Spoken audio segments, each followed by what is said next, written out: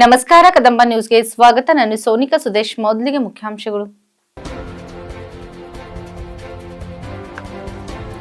ಕರ್ನಾಟಕ ರಾಜ್ಯ ಆರೋಗ್ಯ ನಿರೀಕ್ಷಣಾಧಿಕಾರಿಗಳ ಸಂಘ ಜಿಲ್ಲಾ ಶಾಖೆಯ 3ನೇ ವಾರ್ಷಿಕೋತ್ಸವ. 9 ಸಾಧಕರಿಗೆ ಸರ್ದಾರ್ ಜೋಗ ಸಿಂಗ್ ಜಿ ಕಲ್ಯಾಣ ಕರ್ನಾಟಕ ಪ್ರಶಸ್ತಿ. ಗಣರಾಜ್ಯೋತ್ಸವ ಅದ್ದೂರಿಯಾಗಿ ಆಚರಿಸೋಣ, ಜಿಲ್ಲಾಧಿಕಾರಿ ಶಿಲ್ಪಾ ಶರ್ಮಾ. ಸುದ್ದಿಯ ವಿವರಗಳು. ಬೀದರ್ ನಗರದ ಜಿಲ್ಲಾ ಸರ್ಕಾರಿ ನೌಕರರ ಸಮುದಾಯ ಭವನದಲ್ಲಿ ಕರ್ನಾಟಕ ರಾಜ್ಯ ಆರೋಗ್ಯ ನಿರೀಕ್ಷಣಾಧಿಕಾರಿಗಳ ಸಂಘದ ಜಿಲ್ಲಾ ಶಾಖೆಯ 3ನೇ ವಾರ್ಷಿಕೋತ್ಸವ ಸಮಾರಂಭ ಆಚರಿಸಲಾಯಿತು. ಲಿಂಗಾಯತ್ ಮಹಾಮಠದ ಪ್ರಭುದೇವ ಸ್ವಾಮೀಜಿ ಕಾರ್ಯಕ್ರಮ ಉದ್ಘಾಟಿಸಿದರು. ಜಿಲ್ಲಾ ಕುಷ್ಠರೋಗ ನಿರ್ಮೂಲನೆ ಡಾಕ್ಟರ್ ಕಿರಣ್ ಮಾತನಾಡಿ, 1980ರ ಪಾಟೀಲ್ ದಶಕದಿಂದ ಹಿರಿಯ ಆರೋಗ್ಯ ನಿರೀಕ್ಷಣಾ ಅಧಿಕಾರಿಗಳು ವಿವಿಧ ಹಳ್ಳಿಗಳಿಗೆ ಹೋಗಿ ರೋಗಿಗಳಿಗೆ ಉಪಚಾರ ಮಾಡುತ್ತಿದ್ದರು. ಆಗ ಯಾವುದೇ ವ್ಯವಸ್ಥೆ ಇರಲಿಲ್ಲ. ಅವರ ಸೇವೆ ಮನೋಭಾವ ಎಂದರು. ದೊಡ್ಡದು ಹಿರಿಯ ಆರೋಗ್ಯ ನಿರೀಕ್ಷಣಾಧಿಕಾರಿ ವಿವೇಕ್ ಸ್ವಾಮಿ ಮಾತನಾಡಿ, 1992ರ ಪೂರ್ವದಲ್ಲಿ ಸಾಂಕ್ರಾಮಿಕ ರೋಗ ತಡೆಗಟ್ಟಲು ಹಿರಿಯ ಆರೋಗ್ಯ ನಿರೀಕ್ಷಕರು ಸಾಕಷ್ಟು ಶ್ರಮಿಸಿದ್ದಾರೆ ಎಂದು ತಿಳಿಸಿದರು. ಯಾದಗಿರಿ ಜಿಲ್ಲಾ ಆರೋಗ್ಯ ಮತ್ತು ಕುಟುಂಬಾಧಿಕಾರಿ ಡಾಕ್ಟರ್ ಮಹೇಶ್ ಬಿರದರ್ ಮಾತನಾಡಿ, ಲಿಂಗಾಯತ್ ಮಹಾಮಠದ ಪ್ರಭುದೇವ ಸ್ವಾಮೀಜಿ, ಬ್ರಿಮ್ಸ್ ಕನ್ನಡ ಸಂಘದ ಸಂಯೋಜಕ ರಾಜ್ಕುಮಾರ್ ಹೆಬ್ಬಳೆ, ಸಂಘದ ರಾಜ್ಯ ಖಜಾಂಚಿ ಬಸವರಾಜ್ ಚಿಕ್ಕಬನೂರ್, ಜಿಲ್ಲಾ ಆರೋಗ್ಯ ಮತ್ತು ಕುಟುಂಬ ಕಲ್ಯಾಣ ಅಧಿಕಾರಿ doctor Dhyaneshwar Niragudi, doctor Rajashekhar Patil, doctor Dilip Dongre, doctor Mahadevappa Malge, doctor Shankarappa Bomma, ನೌಕರರ ಸಂಘದ ಜಿಲ್ಲಾಧ್ಯಕ್ಷ ಸೋಮಶೇಖರ್, ಪರಿಷತ್ ಬಿರಾದರ್, ರಾಜ್ಯ ಸದಸ್ಯ ರಾಜ್ಕುಮಾರ್ ಮಾಳ್ಗೆ, ಜಿಲ್ಲಾ ಖಜಾಂಚಿ ದೇವಪ್ಪ ಚಾಂಬೋಳೆ, ವೀರ್ಶೆಟ್ಟಿ ವಿದ್ಯಾಸಾಗರ್ ಹಾಗೂ ಪಾಂಚಳ್ ಹಾಜರಿದ್ದರು. ಚನ್ಶೆಟ್ಟಿ ಬಲರಾಮ್ ಇದ್ದರು.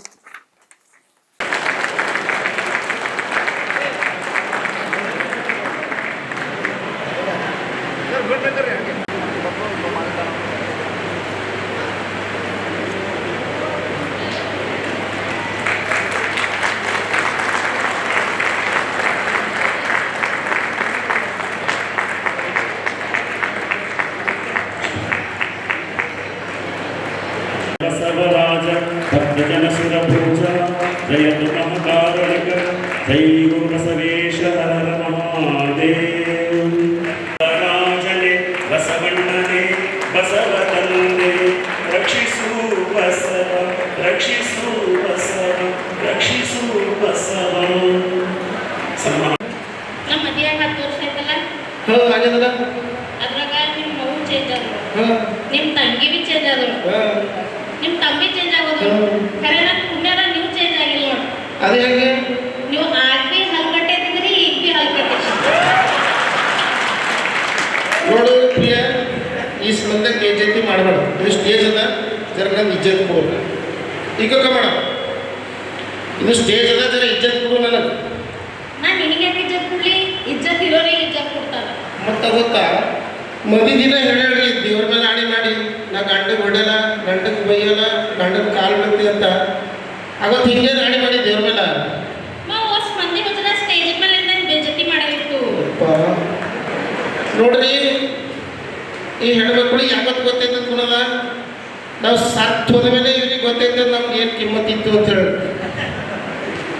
ನೀವೇನ್ ಚಂದಿಲ್ಲ, ನೀವು ಸತ್ತಿ ನರಕತ್ತಿ ಹೋದ್ರಿ ಅಂತ ಹೇಳಿರಿ.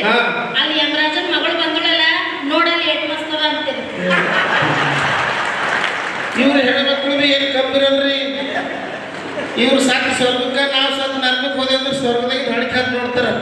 ಇವ ಯಾರ್ಯಾರ ನೋಡತ್ತಾರೆ, ಸುಮ್ಮನೆ ಖರೆ ಅದನ್ನ ಒಂದು ಜೋರಾದ ಚಪ್ಪಾಳೆ ಇರಲಿ. ಬಸವ ಜೈ ಗುರು ಬಸವೇಶ ಹರ ಮಹಾದೇವ. ಜೈ ಗುರು ಬಸವೇಶ ಹರ ಮಹಾದೇವ್. ಯಾವಾಗಲೂ ನಮ್ಮ ಆರೋಗ್ಯ ನಿರೀಕ್ಷಣಾಧಿಕಾರಿಗಳ ಸಂಘಕ್ಕೆ ಈಗ ಪ್ರತಿಭಾ ಪುರಸ್ಕಾರ ಕಾರ್ಯಕ್ರಮವನ್ನು ಹಮ್ಮಿಕೊಳ್ಳಲಾಗಿದೆ. ಅದೇ ರೀತಿಯಾಗಿ ಈ ಒಂದು ಎಲ್ಲ ಪ್ರತಿಶತ ತೆಗೆದಂಥ ಮಕ್ಕಳಿಗೆ, ಇದರಲ್ಲಿ ಎಲ್ಲ ಈ ಗುರು ಬಸವೇಶ ಹರ ಮಹಾದೇವ್. ಈ ಒಂದು ಸಂದರ್ಭದಲ್ಲಿ ಎಲ್ಲರಿಗೂ ಅಭಿನಂದನೆಗಳು. ಶ್ರೀ ರೊನಾಲ್ಡ್ ರಾಜ್ ಮಾಳ್ಗೆ ಇವರು ದಯಮಾಡಿ ಎಲ್ಲ ಅಧಿಕಾರಿಗಳು ಹಾಗೂ ಗಣ್ಯರು ಇನ್ನೂ ಒಂದು ಕೆಲವು ನಿಮಿಷಗಳ ಕಾಲ ನಮ್ಮನ್ನು ಸಹಕರಿಸ್ತೀರಿ ಅಂತ ಹೇಳ್ತಾ ಈ ಒಂದು ವೇದಿಕೆ ಮೇಲೆ ಬರಬೇಕೆಂದು ತಮ್ಮಲ್ಲಿ ವಿನಂತಿ. ಶ್ರೀನಿವಾಸ್ ಗಜಾನಂದವರಲ್ಲಿ ವಿನಂತಿ.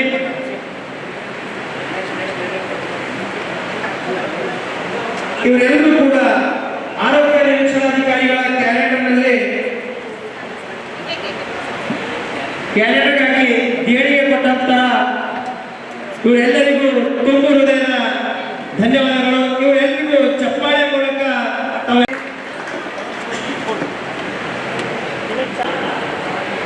ಬೇರೆ ಜಿಲ್ಲೆಯಿಂದ ನಮ್ಮ ಜಿಲ್ಲೆಗೆ ವರ್ಗಾವಣೆಯಾಗಿ ಬಂದಂತಹವರು ಪರಮೇಶ್ವರ್ ಮಠಪತಿ, MD ಅಬೂಬ್ಕರ್ ಹಾಗೂ ಲಕ್ಷ್ಮಿ ಅವರು ಕೂಡ ಬೇಗನೆ ವೇದಿಕೆ ಮೇಲೆ ಬರಬೇಕೆಂದು ಅವರಲ್ಲಿ ವಿನಂತಿ.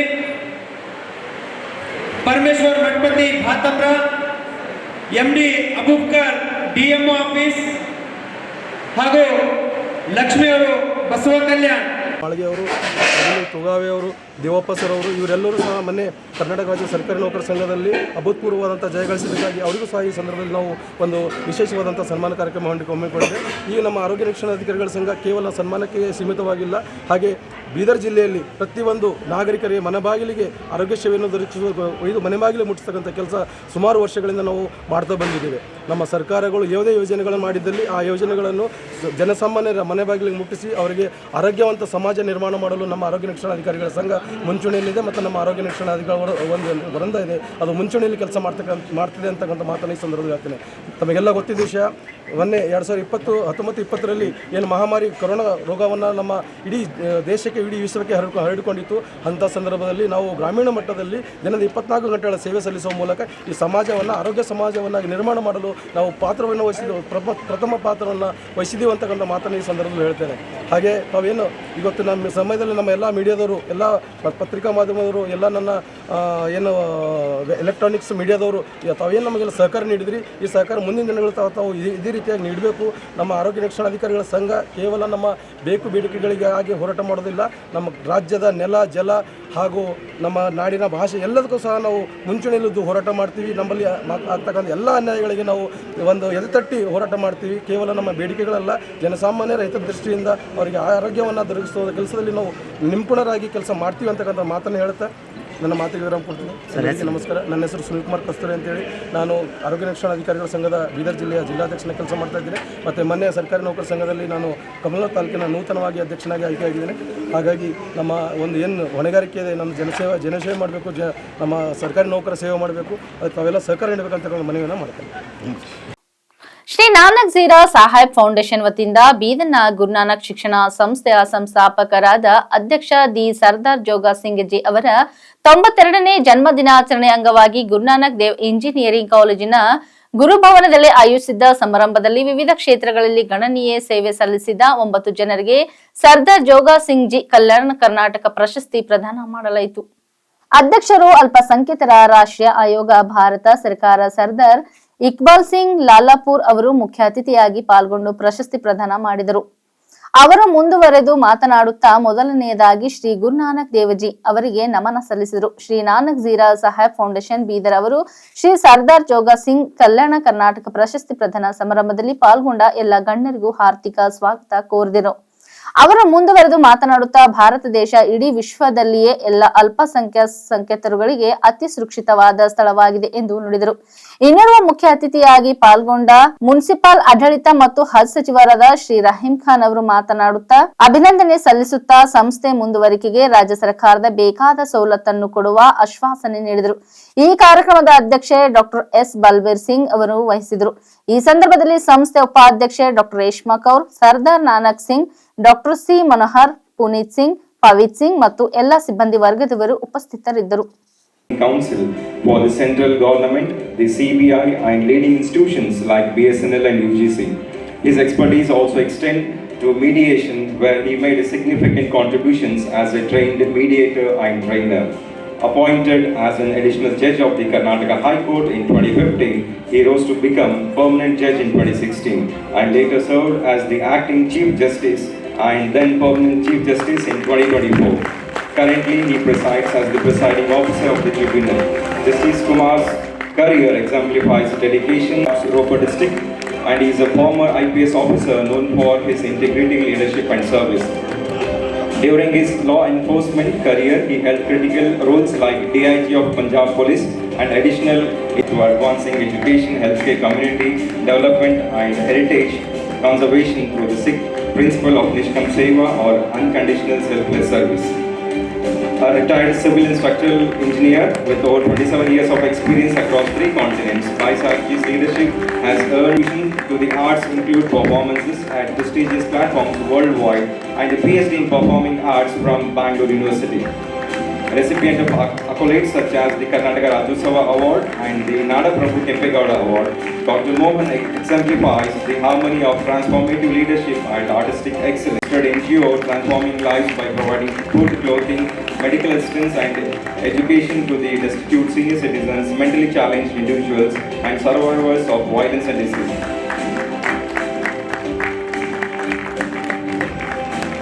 Our foundation also please join me in celebrating the remarkable public school, completing 50 glorious years of nurturing young minds and building a brighter future.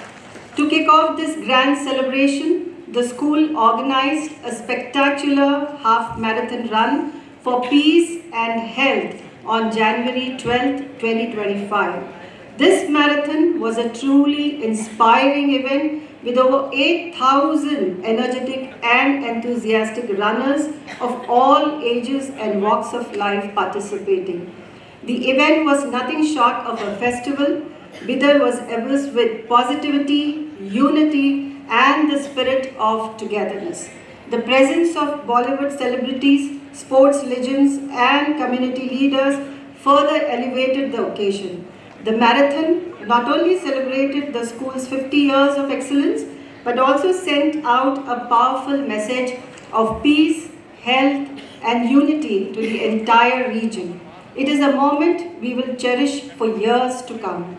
Another cherished tradition of the foundation is Sardar Joga Singh Ji Kalyana Karnataka Awards, instituted in the year 2022 to honor the inspiring life and contributions of our visionary founder, Pant Ratan Shiromani Sardar Joga Singh Ji. This institution and this institution belongs to Guru Nanak. तो बात गुरु नानक की ना करें तो उसका मजा नहीं आएगा. This land is blessed by Guru Nanak himself. Who is Guru Nanak? And what he did, why he came to this world. Guru Nanak was God himself. मैं समझता हूँ सही इंसान के हाथों में ये रिस्पॉन्सिबिलिटी मिली है कि खासकर बिदर या हैदराबाद या कल्याण कर्नाटक में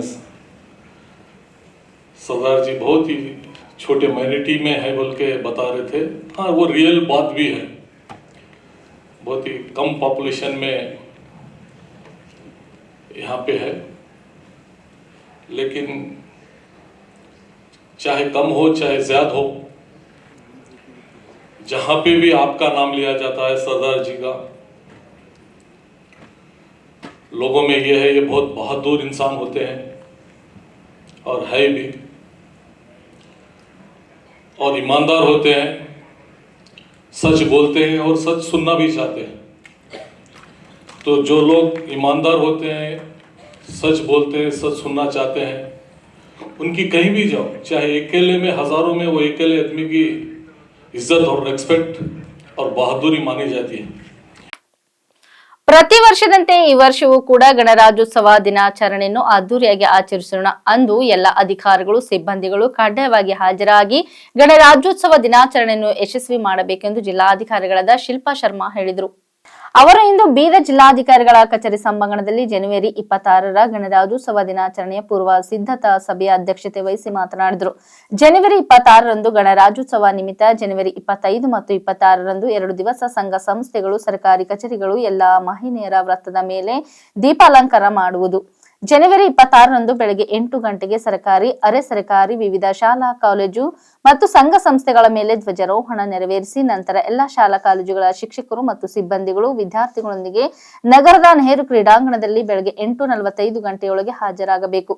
ಪದವಿ ಪೂರ್ವ ಶಿಕ್ಷಣ ಇಲಾಖೆ ಹಾಗೂ ಶಾಲಾ ಶಿಕ್ಷಣ ಇಲಾಖೆಯ ವತಿಯಿಂದ ಮುಂಚಿತವಾಗಿ ಪ್ರಬಂಧ ಸ್ಪರ್ಧೆ, ರಂಗೋಲಿ ಸ್ಪರ್ಧೆ ಏರ್ಪಡಿಸುವಂತೆ ಸೂಚಿಸಿದರು. ಬೆಳಗ್ಗೆ 9 ಗಂಟೆಗೆ ಬೀದರ್ ನಗರದ ನೆಹರು ಕ್ರೀಡಾಂಗಣದಲ್ಲಿ ಸಾರ್ವಜನಿಕವಾಗಿ ಧ್ವಜಾರೋಹಣ ಕಾರ್ಯಕ್ರಮ ನೆರವೇರಿಸಲಾಗುವುದು.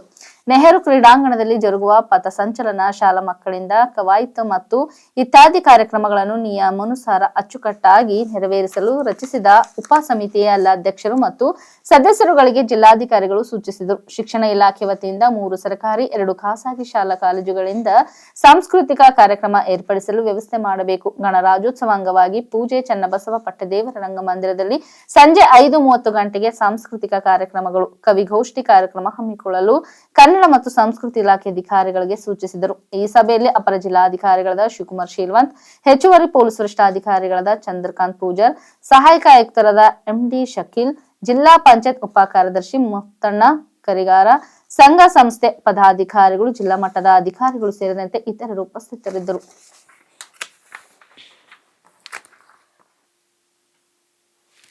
ಮಾಜಿ ಸಚಿವರು ಹಾಗೂ ಆರೋಗ್ಯ ಶಾಸಕರಾದ ಪ್ರಭು ಬಿ ಚವ್ಹಾಣ್ ಅವರು ಗ್ರಾಮ ಸಂಚಾರ ಮುಂದುವರೆಸಿದ್ದು ಇಂದು ಖೇರಡ, ಭಂಡಾರಕುಮಟಾ, ಧೂಪರ್ವಾಡಿ, ಹಂದಿಕೇರ, ಚಿಮ್ಮೇಗಾಂವ್, ಮಾಳೆಗಾಂವ್, ಭೋಪಾಳ್ಘಾಡ್, ಬೆಳಕುಣಿ ಬಿ, ಭವಾಜಿ, ಬಿಜಲ್ಗಾಂವ್, ಸಂಗ್ನಾಳ್ ಸೇರಿದಂತೆ ವಿವಿಧ ಗ್ರಾಮಗಳಿಗೆ ಭೇಟಿ ನೀಡಿ ಸುಮಾರು 2 ಕೋಟಿ ಮೊತ್ತದ ಅಭಿವೃದ್ಧಿ ಕಾಮಗಾರಿಗಳಿಗೆ ಚಾಲನೆ ನೀಡಿದರು.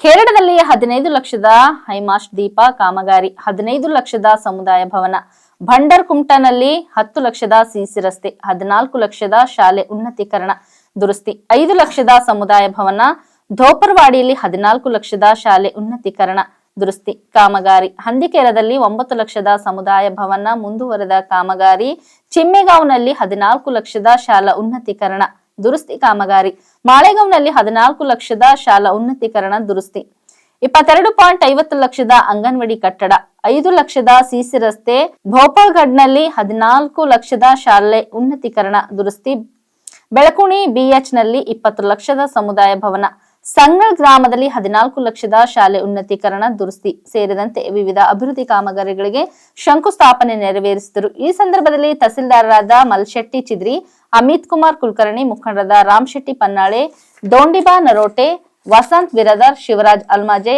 ಯಶೋದಾಬಾಯಿ ಚವ್ಹಾಣ್, ರಾಜ್ಕುಮಾರ್ ಪೊಕ್ಕಲ್ವಾರ್, ಯಾದವರಾವ್ ಸಾಗರ್, ಮಂಜುಸ್ವಾಮಿ, ಮೃತ್ಯುಂಜಯ ಬಿರದರ್, ಅನಿಲ್ ಬಿರದರ್, ಕೊಂಡಿಬಾ ಬಿರದರ್, ಸಚಿನ್ ಬಿರದಾರ್, ಸಂಜು ಪಾಟೀಲ್, ಅಶೋಕ್ ದೇಶ್ಮುಖ್, ಗ್ರಾಮೀಣ ಕುಡಿಯುವ ನೀರು ಮತ್ತು ನೈರ್ಮಲ್ಯ ಇಲಾಖೆಯ ಸುಭಾಷ್ ಜೇಸ್ಕಂ, ರವಿ ಕಾರ್ಬಾರಿ, ಆರೋಗ್ಯಾಧಿಕಾರಿ ಡಾಕ್ಟರ್ ಗಾಯತ್ರಿ ಸೇರಿದಂತೆ ವಿವಿಧ ಇಲಾಖೆಗಳ ಅಧಿಕಾರಿಗಳು, ಮುಖಂಡರು ಹಾಗೂ ಸಾರ್ವಜನಿಕರು ಉಪಸ್ಥಿತರಿದ್ದರು.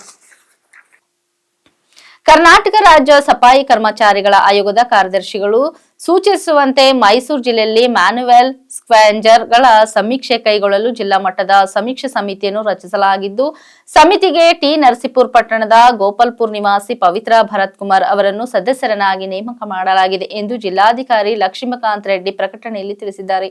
ನಂತರ ಮಾತನಾಡಿದ ಪವಿತ್ರ ಶರತ್ ಕುಮಾರ್, ತಮ್ಮ ನೇಮಕಕ್ಕೆ ಕಾರಣಕರ್ತರಾದ ಕ್ಷೇತ್ರದ ಹಾಗೂ ಜಿಲ್ಲಾ ಉಸ್ತುವಾರಿ ಸಚಿವರಾದ ಡಾಕ್ಟರ್ ಸಿ ಮಹಾದೇವಪ್ಪ ಸಾಹೇಬರು ನನ್ನನ್ನು ಗುರುತಿಸಿ ಅವಲಂಬಿತ ಕುಟುಂಬಗಳಿಗೆ ಪುನರ್ವಸತಿ ಕಲ್ಪಿಸಲು ಜಿಲ್ಲಾ ಸಮೀಕ್ಷೆ ಸರ್ವೆ ಕಮಿಟಿ ಸಮಿತಿಗೆ ನನ್ನನ್ನು ಸದಸ್ಯರನ್ನಾಗಿ ಆಯ್ಕೆ ಮಾಡಿರುತ್ತಾರೆ.